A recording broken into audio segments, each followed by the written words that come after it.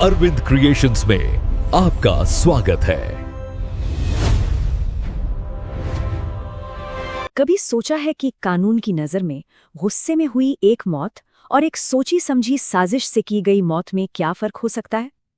चलिए आज भारत के नए आपराधिक कानूनों को जरा खोलकर समझते हैं और जानते हैं कि मानव शरीर के खिलाफ होने वाले अपराधों में ये छोटे छोटे फर्क कितने जरूरी हैं।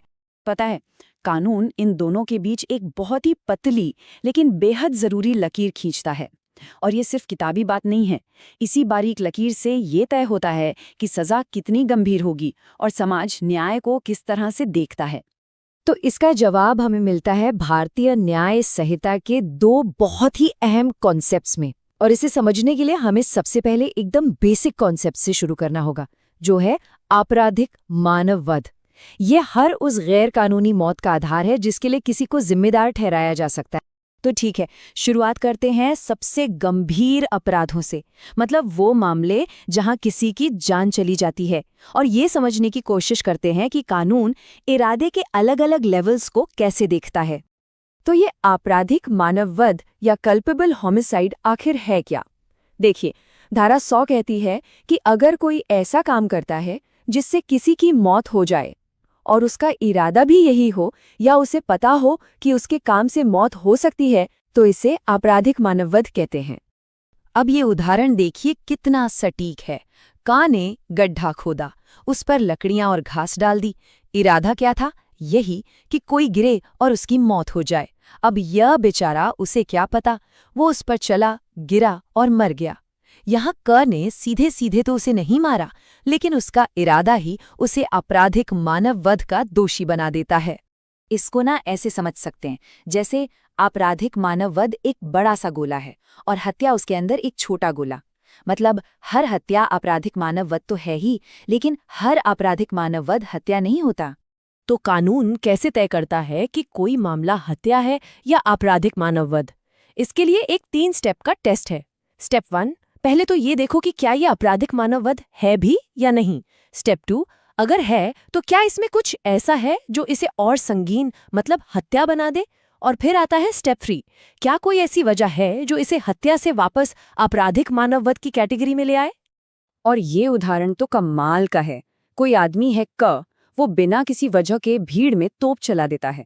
अब उसने किसी एक बंदे को तो टारगेट नहीं किया था, लेकिन उसका काम ही इतना ज्यादा खतरनाक था कि कानून कहता है ये सीधा सीधा हत्या है। यहाँ इरादा मायने नहीं रखता, काम का खतरा ही काफी है। लेकिन हमेशा ऐसा नहीं होता। कानून ये भी समझता है कि हर स्थिति एक जैसी नहीं होती। कुछ खास हालात हैं जहां हत्या का चार्ज कम होकर आपराधिक मानव वध हो सकता है।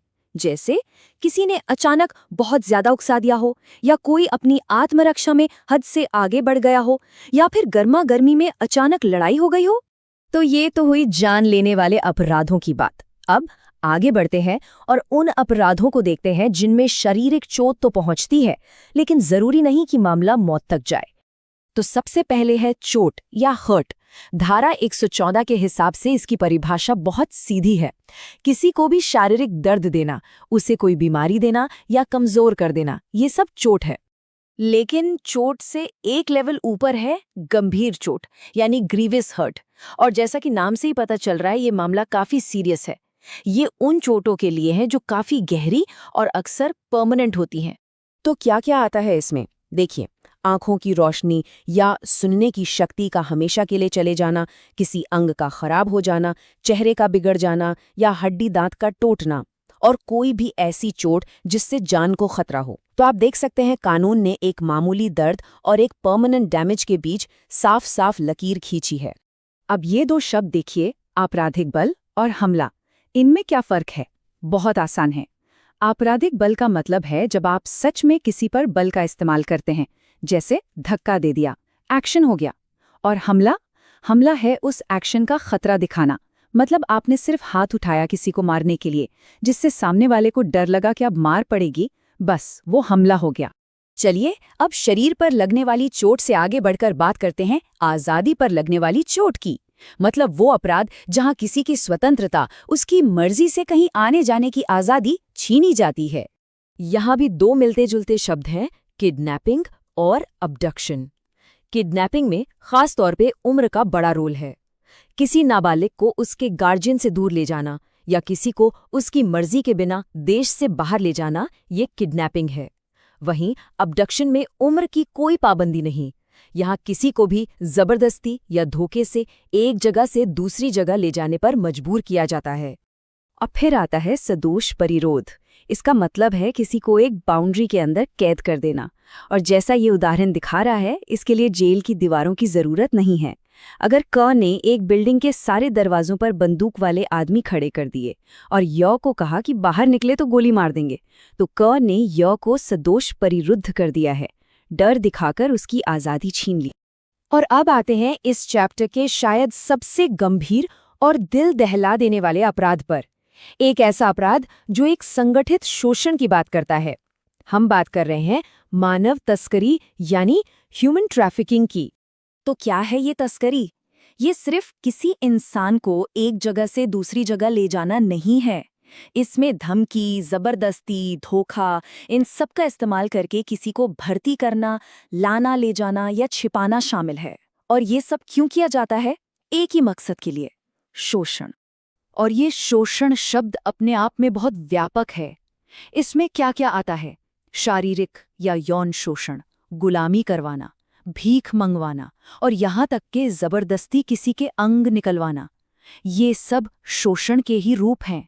और यहाँ कानून एक बहुत ही जरूरी बात कहता है। ये साफ साफ लिखता है कि तस्करी के मामले में पीड़ित की सहमति यानी विक्टिम्स कंसेंट कोई मायने नहीं रखती। क्यों?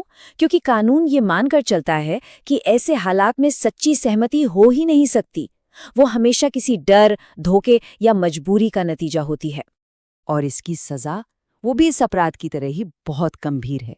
एक व्यक्ति की तस्करी पर 7 से 10 साल, एक से ज्यादा की तस्करी पर 10 साल से लेकर उम्र कैद तक। और अगर पीड़ित बच्चा हो तो सजा और भी ज्यादा सख्त हो जाती है, जिसमें दोबारा अपराध करने पर पूरी जिंदगी जेल में गुजारनी पड़ सकती है। तो कुल मिलाकर बीएनएस का ये चैप्टर 6 हत्या जैसे सबसे बड़े अपराध से लेकर एक हमले तक मानव शरीर को हर तरह के नुकसान से बचाने के लिए एक पूरा फ्रेमवर्क देता है। ये सिर्फ ये नहीं बताता कि क्या गलत है, बल्कि ये भी तय करता है कि कौन कितना जिम्मेदार है।